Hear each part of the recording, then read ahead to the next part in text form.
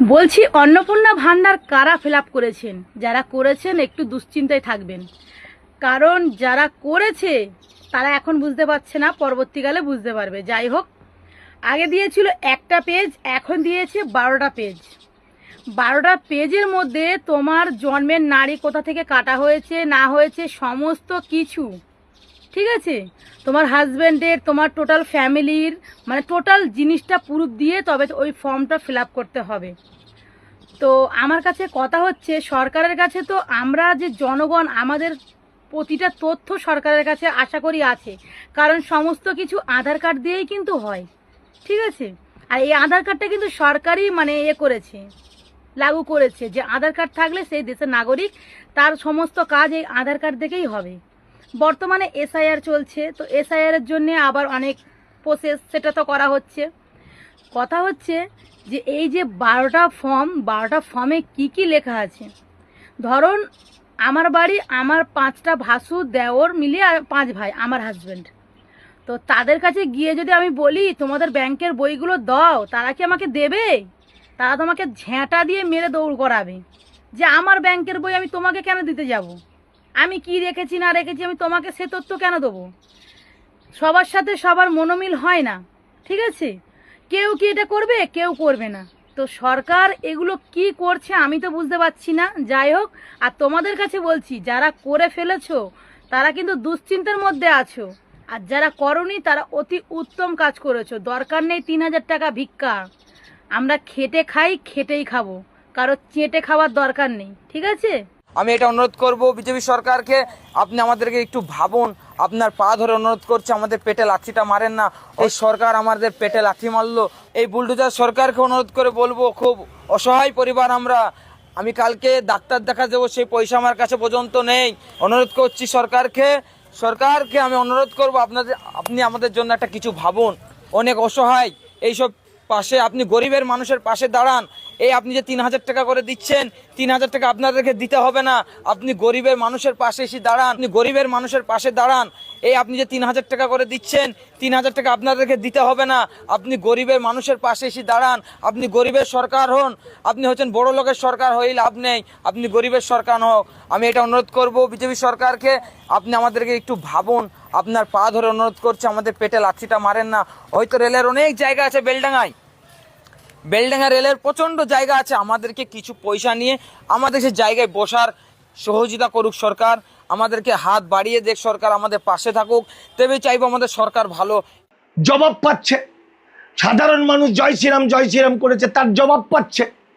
এগুলো হবার ছিল, হচ্ছে, আরো খারাপ কিছু হবে, যা হবে ভাবা যাবে না। কারণ রাজ্যের মুখ্যমন্ত্রীর কিছু করার নেই, এটা ডবল ইঞ্জিন সরকার, এর স্টিয়ারিংটা অন্যজনের হাতে আছে, ক্লিয়ার। সুতরাং আইন মেনে কাজ হবে। এইবার এই যে অসংখ্য পরিবার হকার উচ্ছেদ হচ্ছে, এই প্রসঙ্গে একটা কথা মনে আছে, আপনারাও গুগল সার্চ করলে দেখতে পাবেন। 80-90-এর দশকে ব্রাজিল দেশে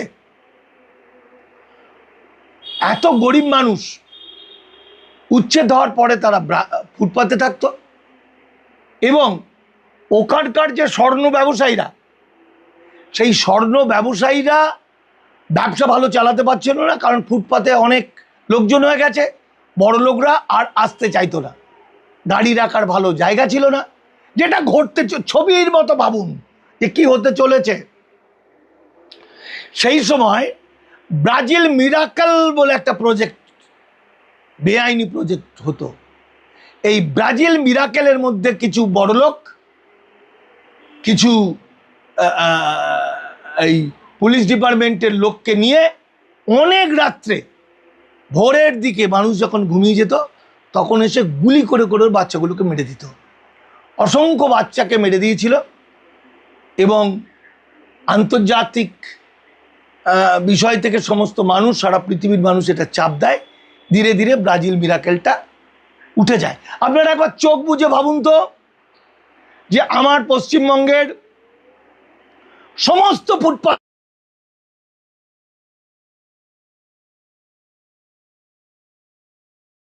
শেষ, কোথায় ভিক্ষা করবে? ভিখারি তো ছিল না, আমরা তো সেই ছোটবেলায় ভিখারি দেখেছিলাম। খাবে কি, কিভাবে খাবে, কোথায় যাবে তারা? এই মানুষগুলো কতজন তার মধ্যে বাঁচতে পারবে? কতজন ফুটপাতে থাকবে?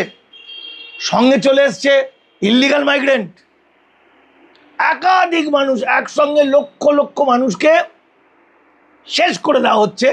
এটাই হিন্দুত্ববাদী কৌশল। মনে রাখতে হবে, হিটলারের সময় হিটলার কিন্তু অত্যন্ত পপুলার ছিল, ঠিক যেমনভাবে নরেন্দ্র মোদী সরকার পপুলার। হিটলার যখন ইহুদিদের হত্যা করত, গ্যাস চেম্বারে ভরত, তখন জার্মানিরা আনন্দ করত। এখানে যখন মুসলমানদের মারা হচ্ছে, তখন হিন্দুরা আনন্দ করছে। এখানে যখন আমার ফুটপাতের মা বোনদের পেটে লাথি মেরে গলা টিপে ধরে এক প্রকার তাদের পেটের খাবারটা কেড়ে নেওয়া হচ্ছে, তখন ভদ্র মহিলারা, নাগরিক সমাজের মহিলারা বলছে কি সুন্দর এখন যাওয়া যাচ্ছে। মানে যেতে কোনো ডিস্টার্ব নেই স্টেশনে। তাদের কাছে যেতে ডিস্টার্বটা আর একটা মানুষের জীবন, বেঁচে থাকা, মরে যাওয়া। এই জায়গায় মানুষের মানসিকতা, এরা বাঙালি, এরা বলে আমরা ভারতবাসী, এরা বলে মানুষের জয়গান হোক। কি না, তারা ভালোভাবে যেতে পারছে। শুধু এই ভালো না, কত নোংরা থাকতো, লোকে ভিড়, এই কত নোংরা থাকতো, লোকে ভিড়, অপরদিকে এত মানুষের জীবন। দেখুন, আইন দিয়ে আমরা কিন্তু এটা লড়তে পারবো না, কারণ ফুটপাতের একটা আইন আছে কর্পোরেশনের। সেই আইন অনুযায়ী পুনর্বাসন ছাড়া দীর্ঘদিন ধরে যারা ফুটপাতে যারা হকারি করছেন তাদের সরিয়ে দেওয়া যায় না, এটা আইন। কিন্তু রেলের ক্ষেত্রে এরকম আইন নেই। রেলের ক্ষেত্রে আইনটাই হচ্ছে রেলের জমি রেল যখন খুশি ফাঁকা করতে পারে, এমনকি রেলের জমিতে ঢুকে কাজকর্ম করাটাও বেআইনি। এখন প্রশ্নটা হচ্ছে আইনটা কে এনেছে?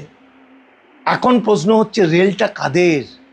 আমরা যদি ইতিহাস দেখি তাহলে দেখব স্বাধীনতার পরে যে রেল স্টেশনগুলো হয়েছে, সেই রেল স্টেশনের যারা রেল লাইনগুলো পেতেছে, যাদের রক্ত ঘাম দিয়ে তৈরি হয়েছে রেল স্টেশন, সেই স্টেশনের সেই শ্রমিক মানুষদের রেল কর্তৃপক্ষই থাকতে দিয়েছে সেখানে, তাদের অধিকার আছে।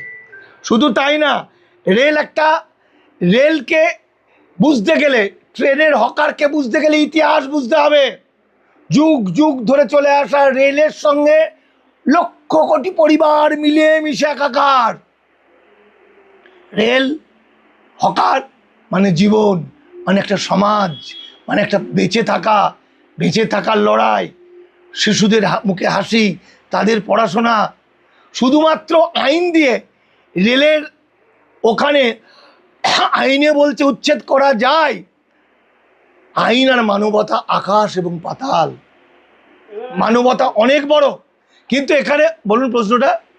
এখানে একটু অন্য প্রসঙ্গে আসবো। আপনি সোশ্যাল মিডিয়া আপনার কল রেকর্ড ভাইরাল হচ্ছে, আপনি বলতে তৃণমূলের কোনো ভবিষ্যৎ নেই, এটা ওর অন্যরকম ভাবে বলে। এইটা রেলেরটা বলে নি একবার।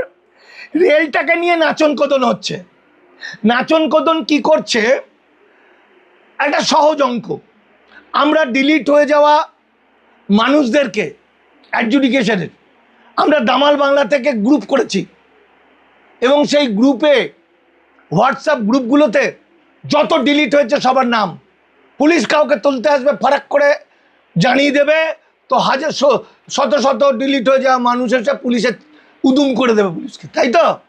তাহলে এই রেল হকারদের নিয়ে যারা কাজ করছেন পলিটিক্যাল দলগুলো, যখন যাদবপুরে হকার উচ্ছেদ হচ্ছে তখন যাদবপুরে লাফাচ্ছে, যখন বারুইপুরে হচ্ছে বারুইপুরে লাফাচ্ছে, যখন ধামুয়াতে হচ্ছে ধামুয়াতে লাফাচ্ছে, শিয়ালদাতে হচ্ছে শিয়ালদাতে লাফাচ্ছে। সব নাটক করছে এরা।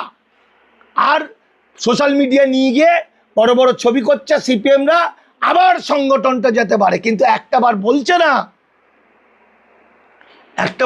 না যখন আমার দমদমে যখন অ্যাকশন হবে, কিছুক্ষণের মধ্যে দমদমের আশপাশের 100-200 স্টেশন থেকে হকার ভাইরা সব ট্রেনে করে চলে আসবে, হাজার হাজার মানুষ আসবে, লাখ লাখ মানুষ হয়ে যাবে। দেখি ভারত